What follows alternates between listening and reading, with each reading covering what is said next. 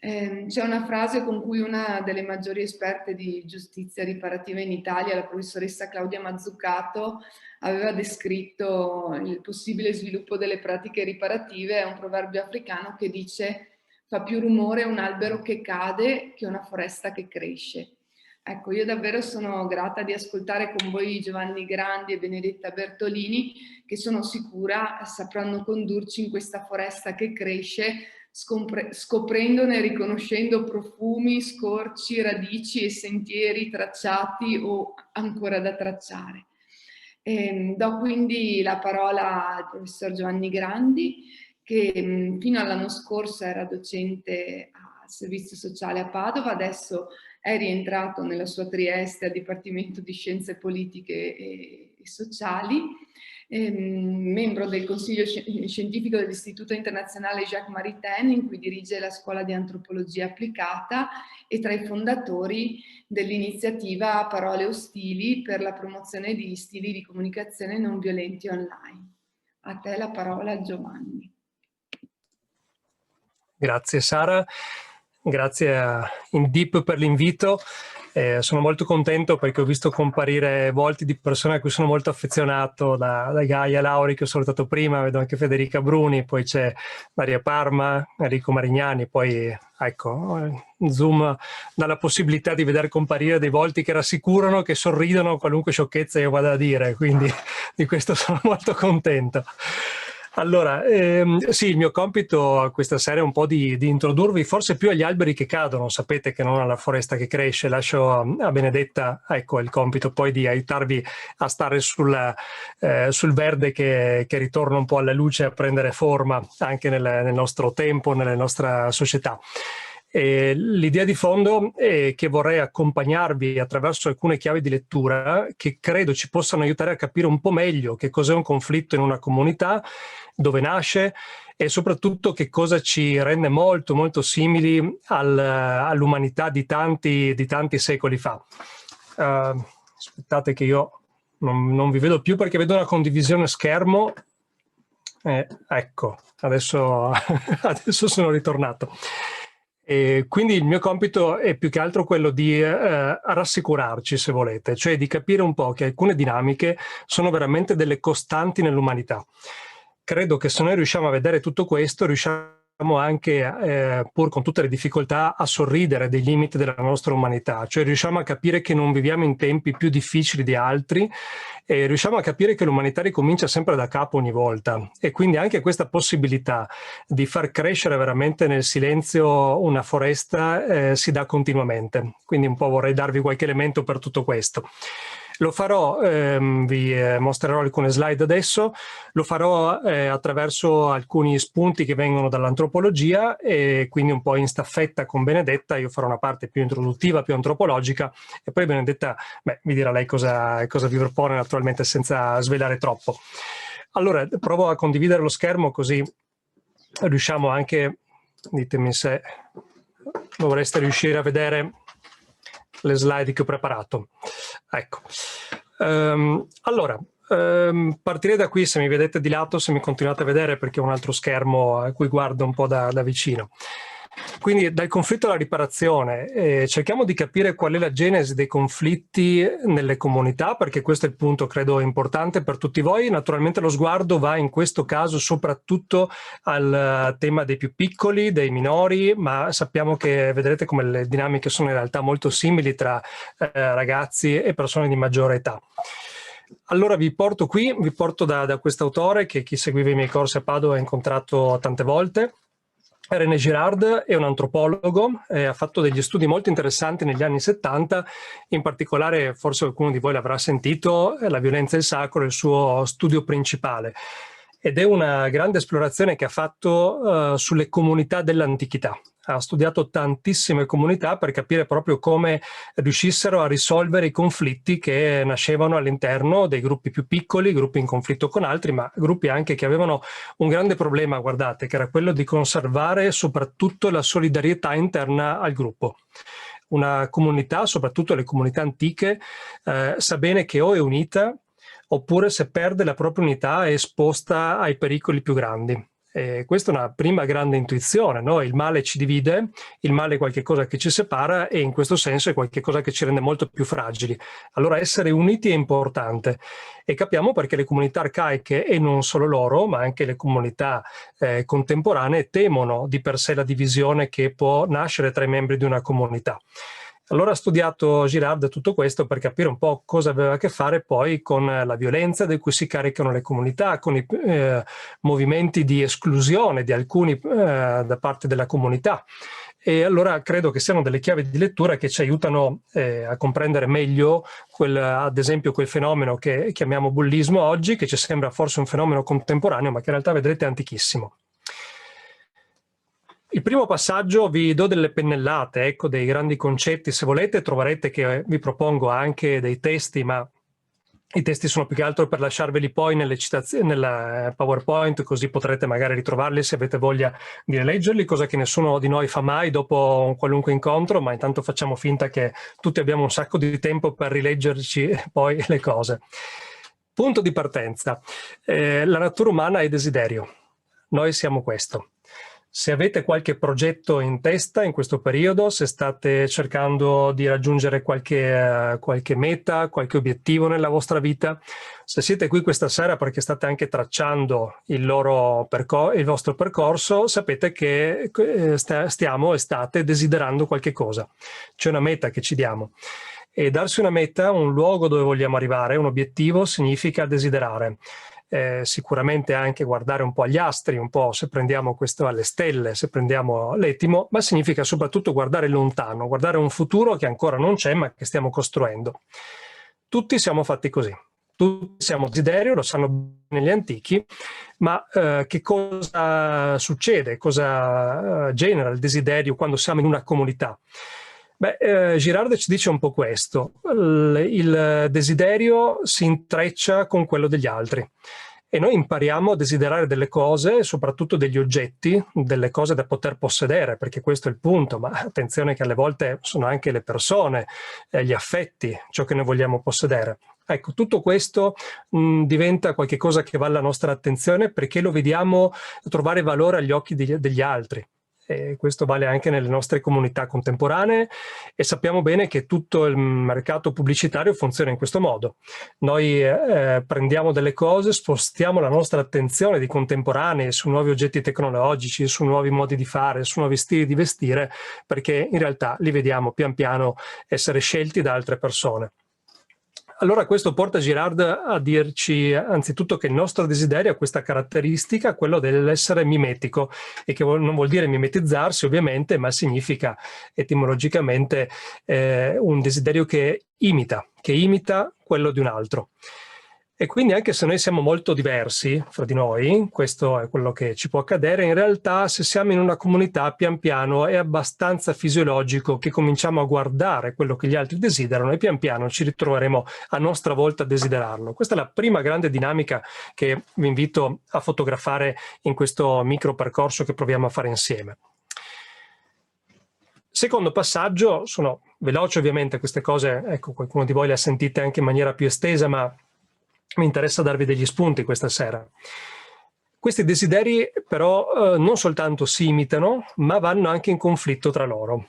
Allora trovate quell'immagine lì accanto, studiamo spesso quando parliamo delle dinamiche dei social media, avrete sentito parlare delle bolle, il fatto che i social media, ma questo succede anche per i motori di ricerca, anche qualunque ricerca noi facciamo su Google ad esempio, che cosa fanno? Registrano le nostre preferenze e quando noi cerchiamo qualche cosa tendono a mostrarci le cose che già sono di nostro gradimento. E così noi troviamo prodotti, troviamo opinioni, idee, parole, troviamo tantissime cose che un po' ci somigliano, che un po' ecco, ci fanno trovare a nostro agio, perché il calcolo, l'algoritmo che c'è dietro, vuole proprio questo, vuole restituirci cose che rendano per noi un ambiente confortevole, un ambiente in cui tutto sommato tutti la pensiamo quasi allo stesso modo. Ma Girard ci dà qualche cosa, ovviamente non c'era tutto questo sviluppo ai suoi tempi, siamo negli anni 70 quando scrive Girard, ma retroattivamente ci dà una chiave di lettura. Quando i desideri di noi che siamo dentro queste bolle, queste comunità, convergono sulla stessa cosa, ecco che sorge un po' il conflitto. E vedete, tanto bello pensare che staremo bene se siamo tutti uguali, se siamo simili, se la pensiamo allo stesso modo, se abbiamo le stesse idee, gli stessi gusti. E alle volte questo ci dà l'idea che siamo fatti appunto per intenderci, no?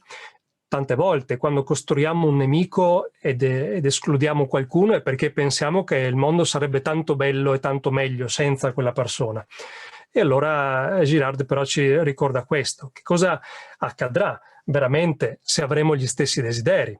Questa domanda è importante, perché quando siamo in una comunità sappiamo che le risorse non sono infinite, le risorse sono limitate, lo stiamo scoprendo sempre di più anche nel nostro contesto planetario. Se oggi parliamo di sostenibilità a tantissimi livelli è perché ci rendiamo conto che non possiamo consumare tutto, non ce n'è. Se noi volessimo consumare tutte le cose senza farci carico anche di chi ne ha di meno, di chi vive particolari fragilità, se non ci facciamo carico di una riflessione un po' più responsabile sul consumo, appunto, che noi mettiamo in campo.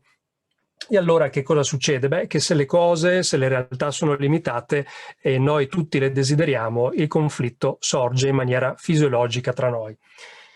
Ed è interessante ancora una volta che queste dinamiche non sono soltanto quelle del nostro tempo in cui appunto siamo avviati verso gli 8 miliardi, non so se li abbiamo già raggiunti di persone, ma insomma le proiezioni sono molto, molto vicine da questo punto di vista.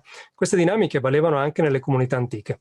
Basta essere in pochi, basta essere insieme, basta condividere lo stesso spazio e pian piano i conflitti sorgeranno fra di noi. Quindi il conflitto è qualcosa di fisiologico nelle comunità, non dobbiamo ritenerlo qualcosa di patologico, è il sale anche della vita e della nostra condizione umana. Questo è estremamente importante. Il conflitto va abitato, non va rimosso dall'esperienza. È abitato, attraversato, perché non diventi guerra, perché non diventi distruttivo. Allora in questa esplorazione Girard ha cercato di capire dalle testimonianze antiche che avevamo che cosa succedeva nelle comunità, perché le comunità a un certo punto cominciavano a sentirsi particolarmente conflittuali. E la dinamica fondamentale che vede dentro le comunità, e qui vi invito sempre a pensarla, se state leggendo un po' le cose che dice Girard, ma io ve le commento naturalmente, pensate alle comunità anche dei ragazzi, dei più piccoli, e pensate a questi fenomeni anche di bullismo e di esclusione, ma pensate anche alle vostre realtà lavorative, pensate all'equipe di lavoro, pensate ai vostri uffici, pensate talvolta anche alle famiglie, perché succede questo, ci succede anche in famiglia. Che cosa accade? Quando un qualunque contesto comunitario comincia a caricarsi di tensione perché ci sono delle coppie di persone che desiderano le stesse cose, cominciano un po' a litigare fra loro o quantomeno a sentire che non sono più così tanto d'accordo. Che cosa succede? Beh, succede che il clima diventa pian piano incandescente. E alle volte la dinamica che poi scoppia, e questa dinamica che ci riferisce Girard, è quella in cui qualcuno ad un certo punto fa qualche cosa che attira l'attenzione di tutti, perché fa un gesto di troppo, un gesto di male, sbaglia qualche cosa in maniera più plateale. Insomma, è come se noi ci immaginassimo una stanza in cui tutti stiamo un po' discutendo con il nostro vicino e a un certo punto una persona strilla forte o fa qualche cosa che attira l'attenzione. Tutti ci voltiamo da quella parte e quella persona, se in quel momento ha fatto qualche cosa che la rende particolarmente aggredibile, si ritrova addosso la violenza di tutta la comunità. Questo caricarsi di violenza della comunità e scaricare la violenza su una persona è un'altra delle grandi dinamiche antropologiche. Non è una cosa che accade solo a noi oggi, non è una cosa che accadeva solo agli antichi, ma è qualcosa che caratterizza ancora una volta le comunità umane. Perché la violenza si scarica da tutti verso l'uno? Beh, questo non lo sappiamo. È una dinamica che sostanzialmente si osserva, ma che ha degli effetti importanti. L'effetto più importante è che in questo scaricare la propria violenza in un tutti contro uno, quello che succede è che la comunità ritrova la propria solidarietà. Questo, guardate, è un punto estremamente importante, è spesso un punto in ombra di queste dinamiche violente che si generano nelle comunità, nel conflitto, ma è un punto dirimente fondamentale. Lo vedrete nei ragazzi che sono protagonisti di episodi di bullismo. Facciamo tanta fatica, soprattutto nelle prime battute, quando si lavora insieme a loro, a far emergere chi è stato, no? Chi ha colpito di più Ma questa non è soltanto un'omertà, che poi sapete, per fortuna anche i percorsi di giustizia riparativa ci aiutano a entrare in queste cose in maniera molto più delicata. Ma quello che succede è che i protagonisti di tutto questo sentono che la loro insicurezza personale, in quel gesto terribile che possono aver fatto, più o meno pesante naturalmente, la loro insicurezza personale è svanita perché si è creata una solidarietà tra il gruppo, tra quelli che rimangono. E questa dinamica ancestrale è una dinamica che ha un suo senso, proprio perché viene colpita di solito, in questo scatenarsi della violenza del tutti contro uno, la persona più fragile. Attenzione qui, non la persona che appartiene a una certa categoria, non è questo il criterio. Viene colpita la persona che in quel momento è quella che sembra essere per non restituire più la violenza. È come dire, noi tutti andiamo contro quest'uno e quest'uno se ne andrà, vedete l'idea della violenza ultima, portando con sé quel male che sentiamo tutti addosso. E il veder sparire quella persona, è come dire la violenza esce dalla comunità, quello che ci aveva caricati si scarica e noi ci ritroviamo di nuovo uniti e solidali. Naturalmente il terribile è che questo accade alle spese di una persona. E allora Girardet ci porta ancora avanti e ci fa osservare questo, per esempio, che in tutte queste dinamiche gli antichi hanno capito, per esempio, che dentro una comunità le persone più pericolose, che rappresentano il maggior pericolo proprio per la comunità, sono le vittime non vendicate. Sono le persone a cui è stato fatto del male e che sono rimaste dentro la comunità, non hanno ricevuto soddisfazione di qualche tipo e sono pronte a restituire a loro volta la violenza in qualche punto della comunità.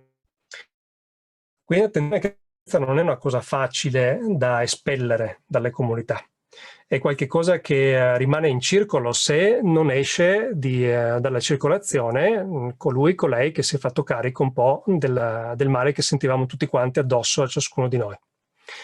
E allora cosa inventano gli antichi? E normalmente ora faccio molto breve, inventano qualche cosa che aiuti a risolvere questa domanda: come si può scaricare la violenza di cui fisiologicamente ci si carica? Che cosa ci inventiamo per far sì che questa violenza che scarichiamo da qualche parte non ritorni nella comunità, non la frantumi, non la mandi in crisi? René Girardet ci dice che le comunità sostanzialmente sperimentavano inizialmente questo effetto liberatorio di una vittima che veniva colpita dalla violenza della comunità, una vittima fragile, se ne andava, e questa idea appunto del capro espiatorio, vedete, la ricorderete questa espressione, c'è anche nella scrittura ebraica naturalmente, questa idea comincia a diventare qualcosa di particolarmente suggestivo.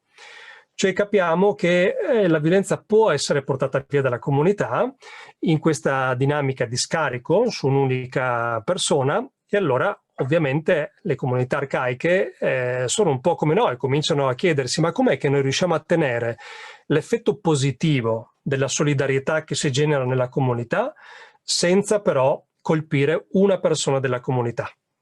Riusciamo a compiere questo passaggio?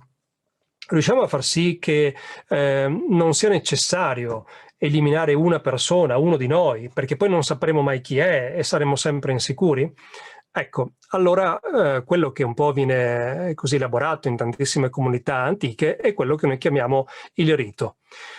Vengono ideate delle procedure, dei modi particolari di fare, periodici, ritmici, in cui la comunità riesce via via ogni volta a mettere a terra la violenza di cui si carica, cercando appunto di non colpire un membro della comunità, ma cercando di scaricare tutto questo in un animale, per esempio. Ben presto le comunità arcaiche passano ai sacrifici animali, ma poi anche tutto questo si traduce alle volte in delle grandi feste periodiche, tutta una serie di ritualità che consentono proprio periodicamente di mettere a terra la violenza di cui ci si carica, cercando appunto di renderla il più possibile innocua. E i riti hanno questo grande vantaggio, dice sempre Girard, riescono nel loro essere pensati, nel loro essere ripetitivi, nel loro essere molto codificati, riescono a fissare quello che originariamente non si riusciva a fissare. fissano il luogo e l'ora dello scoppio della violenza, cioè il momento, fissano anche la vittima, si sceglie chi sarà lì. Ecco, riescono in qualche modo a governare questa violenza che altrimenti serpeggiava nella comunità e si scaricava un po' in maniera imprevedibile. Che la violenza si scarichi in modo imprevedibile noi lo sappiamo ancora oggi, naturalmente, perché voi tutti sapete che quando ci carichiamo di violenza in qualunque contesto di lavoro, poi siamo capacissimi di scaricarla in famiglia e viceversa.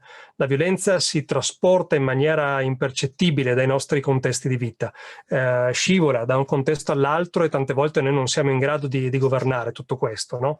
E così finiamo per aggredire delle persone al di là di quello che può essere l'episodio specifico che accade fra noi, che magari ci fa un po' arrabbiare, no? Lo avrete sperimentato tante volte. Ecco, i riti cercano di fare questo, cercano di impedire questa esplosione fuori controllo della violenza e quindi la cercano di raccogliere, di indirizzare in maniera molto forte. E allora questo diventa per noi una prima domanda, e qui pensiamo proprio anche alle nostre comunità, alle comunità dei minori, no? Come scarichiamo oggi noi l'ostilità, come scarichiamo l'avversità verso gli altri, la violenza? Quali sono i riti attraverso cui noi elaboriamo comunitariamente la violenza? Lo discutevamo proprio pochi giorni fa in un altro percorso, Daria Parma ha sentito già queste cose, quindi potrebbe raccontarvele lei molto meglio di me, ma sappiamo che in questo tempo che stiamo vivendo, in cui è sospesa la fisicità, sono sospesi gli stadi, sono sospese tante attività sportive delle più diverse, quante modalità, ecco, rituali che abbiamo ancora noi oggi, anche se in forma molto diversa, sono sospese. E di quanta fatica si stanno caricando i contesti domestici invece, perché sono gli unici contesti a forte fisicità che oggi rimangono. Quindi quante, ecco, violenze invisibili accadono oggi, e sono tra partner, ma sono anche tra genitori e figli. Quindi attenzione a queste dinamiche, no? Perché sono qualche cosa che ci portiamo davvero dentro e che tendono a essere molto esplosive ancora oggi. Passo ancora oltre e così vado un po' verso le ultime cose che ci accompagnano verso l'intervento anche di Benedetta, che vi parlerà non appunto degli alberi che cadono con gran fracasso, ma un po' forse della foresta che cresce. Beh, qual è il problema? Il problema è che tante volte, diceva anche Sara prima, noi sentiamo in questo conflitto dei desideri, sentiamo che le nostre vite sono segnate dall'ingiustizia perché qualche cosa ci viene tolto, qualche cosa non riusciamo a realizzarlo. E sentiamo che accade qualche cosa di male fra noi e siamo i primi forse anche a condannare la violenza. Però come lo facciamo? Come lo facciamo? Dice Girard che molto spesso noi utilizziamo la violenza proprio cercando di porre fine alla violenza. Allora la nostra grande domanda diventa questa: la giustizia che cos'è se non in fondo un modo di dire che qualche cosa di male è capitato nelle nostre relazioni, nella nostra vita, e che quel male ha bisogno di una risposta e che bisogna fare qualcosa rispetto a quel male. Ma noi che cosa faremo? Ecco, se entriamo in questo circuito, che è il circuito della vendetta, cioè del restituire male per male, ecco che noi entriamo in un grande paradosso, e cioè è quello di provare a mettere in qualche modo la violenza al servizio di una giustizia che nasce proprio perché c'è stata una violenza precedente. Capite il senso di questa catena che si genera alle volte nelle nostre vite, nelle nostre comunità? Ed è la cosa che poi sentiamo anche tutti un po' così maturare alle volte nelle nostre stesse corde di persone, di attori sociali. Sentiamo che quando qualcuno fa del male vorremmo, ecco, immediatamente restituire qualche cosa. Ecco, questo è un po' il punto a cui noi arriviamo, cioè se le comunità in definitiva sono i luoghi in cui la violenza si carica, si deposita, e se abbiamo bisogno però di scaricarla, e se sappiamo che non ce la facciamo mai completamente, un po' perché siamo poveri di riti, un po' perché comunque c'è sempre qualche cosa, qualche aspetto di male che ci rimane caricato addosso, come gestiremo tutto questo? Come riusciremo a portare giustizia lì dove l'ingiustizia è accaduta, dove il male si è già concretizzato? E allora cosa significa fare giustizia? E anche qui poche pennellate devo offrirvele in questi ultimi minuti, proprio sempre per portarvi a contatto con le cose più antiche, con le lotte dell'umanità, ecco, nel venire a capo di queste cose. E vi porto proprio nell'antichità greca, vi porto da Aristotele in questo caso, vi porto sulle principali forme del fare giustizia che Aristotele ha visto. Questo proprio per dire che possono essere passati migliaia di anni, ma in definitiva siamo tutti parenti perché tutti condividiamo la stessa natura umana, direbbero i filosofi. E allora le forme della giustizia. Anche per vedere dove gli antichi sono arrivati, che cosa hanno intuito e che cosa invece per fortuna noi abbiamo messo a fuoco soltanto in tempi più recenti, soltanto attraverso un lavorio che ha impegnato i secoli. E allora cosa vede Aristotele nell'antichità? Beh, sapete, per gli antichi la giustizia era anzitutto una faccenda politica. Questo è il primo modo in cui pensano la giustizia. La giustizia è distribuire delle cose in maniera proporzionata alle persone. Noi oggi parliamo di meritocrazia, per esempio. Abbiamo ancora dentro di noi questa idea, no? Che se uno merita deve ricevere di più. Ecco, e se uno invece demerita, questo ce lo diciamo un po' più sottovoce, dovrebbe ricevere di meno. Poi tutti noi idealmente ci mettiamo sempre nel grande paniere di coloro che meritano e immaginiamo che chi demerita sono sempre gli altri e dovremmo ricordarci che la meritocrazia ha anche questo lato un po' più oscuro, no? Ma in fin dei conti Aristotele diceva proprio questo, lo diceva a proposito della distribuzione non tanto dei compensi quanto piuttosto delle cariche pubbliche. Diceva, noi dobbiamo attribuire maggiore potere a chi ha già dato prova di essere capace di utilizzare questo potere per il bene di tutti. Allora in una comunità, che è una comunità sempre chiusa, che deve gestire dei beni, deve gestire una vita da svolgere insieme, occorre distribuire le cose in maniera giusta e questo significa rispettando certe proporzioni. Non tutti devono avere esattamente le stesse cose, ma bisogna distribuire le cose in modo tale che siano così equilibrate. Questo è il primo grande senso politico della giustizia, ma non è quello che direttamente ci riguarda. Quello che ci riguarda di più è forse questo secondo modo di intendere la giustizia, che Aristotele mette a fuoco sempre negli stessi passaggi, quando passa in rassegna tutte queste diverse modalità, e dice che la giustizia però è fatta anche di restituzione. E qui dice c'è una proporzione sempre, ma è una proporzione aritmetica. Lui ha in mente che cosa? Beh, ha in mente il caso molto semplice che è il caso del furto, no? O anche dell'appropriazione di qualche cosa di un altro senza appunto essersi messi ben d'accordo prima, anche senza l'intenzione reale di nuocere. Se io porto via con me qualche cosa che apparteneva all'altro, beh, giustizia è che quando ci ritroviamo insieme io restituisca quel pezzo in più che gli ho portato via e che non mi apparteneva. Vedete, è proprio l'idea aritmetica, no? Se abbiamo due sacchi, diciamo, che contengono 20 pezzi da una parte e 20 pezzi dall'altra, dividere a metà vuol dire 20 a me e 20 al mio interlocutore. Se io vado via con 30, beh, qualche cosa non ha funzionato. E allora che cosa succederà? Beh, succederà che dovrò prendere 10 di questi pezzi in più che ho nel mio sacco e restituirli all'altro. Vedete, è una forma molto semplice di restituzione. E noi diremo ci basta tutto questo? Beh, in realtà lo sappiamo e lo sanno anche gli antichi che non ci basta. Quando accade che qualcuno prenda qualche cosa di troppo, beh, succedono altre cose nel frattempo, no? Succede che la nostra vita magari va avanti per un lungo tempo, avendo di meno, questo ci indebolisce ancora di più, ci sono dei danneggiamenti ulteriori, e restituire, che ci venga semplicemente restituito il mal tolto, ammesso che questo sia possibile, non sempre rappresenta già un fare giustizia. Sentiamo che qualcosa di più è stato compromesso. Che cosa in più è stato compromesso? Beh, questo ve lo racconterà Sara un po' in questo percorso che farete, chi desidererà farlo. Ecco, alle volte sono compromesse le relazioni, la fiducia in una comunità giusta, in una comunità capace di gestire questi casi, la fiducia nell'altro, nelle sue intenzioni. Quante cose che vanno al di là dei beni che possiamo esserci scambiati in maniera iniqua, ecco quante cose vanno compromesse in questi passaggi. E allora anche Aristotele si rende conto che i conti non tornano del tutto e allora ci porta davanti alla forma più terribile di giustizia che gli antichi conoscono, che è terribile perché la conosciamo, ecco il taglione. Ed è un po' la formula che regola la violenza nell'antichità. Guardate se la conoscete, ecco questa formula, che è una formula di contraccambio. È un contraccambio che dice se qualcuno mi ha fatto qualche cosa di male, attenzione, vedete Aristotele invita a ricambiare il male, devo ricambiare quello che mi ha fatto. è una logica speculare. Il taglione lo troverete anche nella scrittura antica, il famoso occhio per occhio, dente per dente. Ecco, noi osserviamo che cosa? Che il taglione è una forma di giustizia che cerca di limitare ancora una volta la violenza, perché sa che noi non ci accontentiamo di togliere un dente a chi ci ha fatto perdere un dente.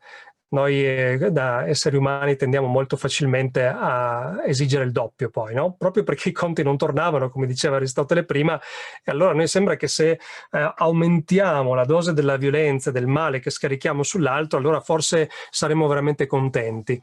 E questo, guardate, non succede mai, non succede mai. Gli studi che facciamo e noi anche sulla pena capitale negli Stati Uniti soprattutto dicono che le persone non sono mai soddisfatte, neanche quando viene eseguita una pena capitale. E allora vedete però che Aristotele qui non ci spiegherà mai perché c'è il taglione, non lo giustifica, è una cosa che appartiene alla storia dell'umanità ed è radicato in questa logica proprio del restituire il male al male. E allora, cosa possiamo dire e come possiamo uscire da tutto questo? Beh, la giustizia riparativa, di cui parleremo fra un istante anche con Benedetta, è qualche cosa che ci aiuta a cambiare prospettiva. Ci aiuta fondamentalmente a ricordare che è vero che le comunità si caricano di violenza, che è vero che non sempre riusciamo a scaricarla, che è vero che rimangono delle sacche di ingiustizia e che è vero che noi esigiamo giustizia, ma che se nel farlo utilizziamo la violenza e se la ribaltiamo sugli altri, ecco, se cerchiamo di fare giustizia in questo modo, noi in realtà non facciamo altro che amplificare il male. Questo vorrei dirvelo con un paio di avvertimenti. Questo è un mosaico di Marco Ivan Rupnik, qualcuno di voi magari l'avrà conosciuto, ne avrà visti. È un mosaico che non avrete visto in giro perché è nello studio di un notaio ed è un San Michele che in qualche modo sbilancia la giustizia, si vede soltanto una parte di questa bilancia, non cerca di metterla in pari ma carica qualche cosa ed è un carico di bene. Ecco, su questa bilancia che alle volte noi carichiamo soltanto con del male inflitto a chi il male lo ha fatto. Allora, degli avvertimenti. Beh, il primo lo prendo da Platone. Siamo sempre nell'antichità, sempre intorno al IV secolo a.C. Aristotele ovviamente un allievo di Platone, sta un po' dopo di lui. Il primo avvertimento di Platone sostanzialmente suona così. Ci dice: guardate che se noi facciamo del male agli uomini non li rendiamo migliori, non risaniamo nulla. E allora se qualcuno ha fatto del male, attenzione a danneggiare quella persona, perché non recupereremo il bene, scusatemi, che quella persona ha compromesso, ma forse anche la renderemo meno capace di riparare, di rendersi conto di quello che è accaduto. E forse anche inquineremo la nostra stessa vita. Se noi cerchiamo di riparare al male facendo del male, se siamo dei giusti, rischieremo di diventare degli ingiusti. Ed è tipico, allora, dice Platone, dell'ingiusto, di chi non ha una vera esperienza del bene, utilizzare il male come risorsa. Un avvertimento veramente terribile di Platone, terribile nel senso proprio che fa tremare un po' le ginocchia, no? Perché ci dice, ma alle volte noi facciamo il male pensando di riparare le cose, invece lui ci dice no, guardate che non funziona così. Se noi facciamo il male, semplicemente amplifichiamo il problema. E di questo avvertimento ci dice anche Tommaso d'Aquino, che è un altro autore che è capitale nella storia del pensiero occidentale, e mi piace questa sua definizione di pena, perché sapete che la pena è qualcosa che per lo più, diciamo, viene inflitto a chi ha compiuto del male. E però Tommaso ci ricorda anche che la pena è la privazione di qualunque cosa, di un bene di cui uno si può servire per operare bene. Guardate che fotografia simile a quella di Platone. La consapevolezza che quando noi colpiamo qualcuno che ha fatto del male lo indeboliamo ancora di più e forse anche cancelliamo o mortifichiamo quel bene che è rimasto in quella persona, quella capacità di bene che era rimasta. E quando noi compiamo soprattutto un errore e rompiamo, infrangiamo qualche cosa e vorremmo riparare, ma incontriamo sulla nostra strada qualcuno che invece ci mortifica ancora di più, ci limita e ci punisce, quel nostro desiderio di riparazione si spegne molto molto facilmente e nei più giovani questo accade. Se si cresce in un contesto che è punitivo e non riparativo, la capacità, Sara vi accompagnerà su queste cose, di sentire il desiderio di riparare si spegne presto, si spegne molto giovane. E allora quella foresta molto bella da cui siamo partiti non cresce mai e continuano soltanto ad abbattersi degli alberi. E quindi questi avvertimenti sono importanti. E allora cosa ci dicono? Beh, vi porto un po' in sintesi su questa cavalcata, così poi passo la parola a Benedetta. Che cosa possiamo dire in questo micro percorso? Guardate che vi ho proposto così soltanto per toccare un po' di classici, toccare un po' di cose antiche che, ripeto, vogliono dirci come siamo simili nel tempo e con che cosa abbiamo a che fare quando lavoriamo nelle comunità e anche nelle comunità ovviamente di minori. Prima cosa, il conflitto è fisiologico nelle comunità. Non pensiamo mai di poterlo eliminare, ma bisogna attraversarlo. Quindi non vogliamo male al conflitto, se c'è è una grande opportunità anche. E quindi sta a noi avere gli strumenti e mettere a fuoco gli strumenti migliori per trasformare tutto questo in qualche cosa di costruttivo. Attenzione a quest'altro elemento, la violenza e l'esclusione sono il lato oscuro della ricostruzione della solidarietà nelle comunità. E quindi tutti i fenomeni come il fenomeno del bullismo, ma tutte le violenze anche che ci sono all'interno dei luoghi di lavoro, degli uffici, provate sempre a leggerli anche con questa chiave di lettura. Questo vuol dire che c'è dietro un desiderio che è un desiderio di unità, un desiderio di solidarietà che sta ricevendo una risposta disfunzionale. Ma se riuscite a intercettare quel desiderio, se riusciamo a ridirci che quello che desideriamo fra di noi è di poter andare avanti insieme e di mettere da qualche parte a terra questa violenza, allora abbiamo fatto anche un passo avanti, perché allora cominciamo a capire che il modo in cui stiamo elaborando questa violenza, il modo in cui stiamo cercando la solidarietà non funziona. E quindi non pensiamo che sia tutto negativo lì dentro. Ecco, se gli antichi hanno creato i riti era per questo, perché capivano che c'era qualche cosa anche c'era anche un pezzo di luce, ecco, in tutto questo. E allora attenzione alle ritualità, attenzione ai riti perché sono importanti anche nella ricostruzione delle comunità. Una comunità giovanile senza riti o con riti che sono appunto soltanto arcaici e soltanto riti che sono di tipo espiatorio e non riti codificati, trasparenti, che diventano una festa, e con un gruppo che vive quelle dinamiche lì è un gruppo che è molto esposto alla problematica dell'esclusione di alcuni dei suoi membri. Però questo non vuol dire che dobbiamo togliere tutto, dobbiamo chiederci quali sono i riti positivi che possiamo creare con i più giovani. Sono riti anche di parola, riti di confronto, riti di festa, tante cose che si possono fare insieme e che hanno bisogno di non essere improvvisate ma codificate, perché abbiamo bisogno periodicamente di ritrovarci e di rigovernare tutto quello che sta accadendo fra di noi. Ecco, attenzione ogni volta che siamo davanti a una giustizia a non dare risposta immediatamente rimanendo nella prospettiva della violenza, perché questo è l'elemento da cui occorre provare ad uscire, e allora è possibile, e questo è quello di cui parliamo forse adesso approfondendo le cose, fare giustizia anche secondo una logica riparativa. È il modo più coerente per fermare la violenza, non è un modo poco costoso, ricordiamocelo anche questo. La prospettiva riparativa, di cui adesso ripeto parliamo, con Benedetta, non è buonismo, non è una prospettiva a buon mercato, perché spero di avervelo trasmesso un po' in questa cavalcata. Compiere il male è più facile, è immediatamente più liberatorio, è qualcosa di più alla portata di mano. Non cedere alla violenza che ci tenta, alla violenza che ci attrae, che ci richiama per scaricarci, per toglierci dai nostri stress, dalle cose, tutto questo costa fatica.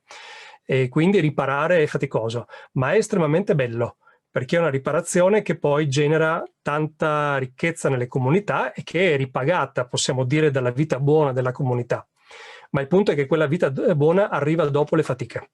Allora, mentre osserviamo anche cosa significa riparare, qual è la prospettiva della giustizia riparativa, ricordiamoci che è qualcosa che richiede formazione, richiede impegno, è un impegno che va richiesto anche alle persone a cui si propongono questi percorsi. Quindi non cediamo mai all'idea che sia qualcosa di veramente a buon mercato fare cose di questo tipo, ma è qualcosa di estremamente costruttivo, come credo tutti sappiamo che ovviamente quello che riusciamo a porre in essere di buono nelle nostre relazioni ha sempre avuto un costo, ma poi è qualcosa che si trasforma in valore, in qualcosa che vale per tutti, non soltanto per noi ma anche per gli altri.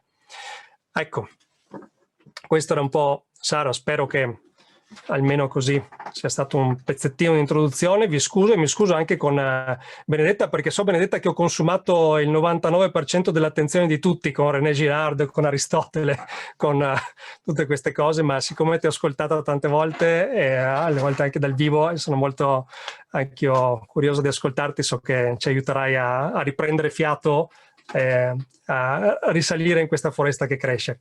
Grazie per la vostra attenzione a questa prima parte intanto. Grazie Giovanni. Beh, io faccio prendere solo un attimo di respiro al gruppo, però volevo ringraziarti proprio perché, soprattutto per questo tema del riconoscere anche gli alberi che cadono all'interno della foresta che cresce. Noi mediatori non abbiamo la pretesa di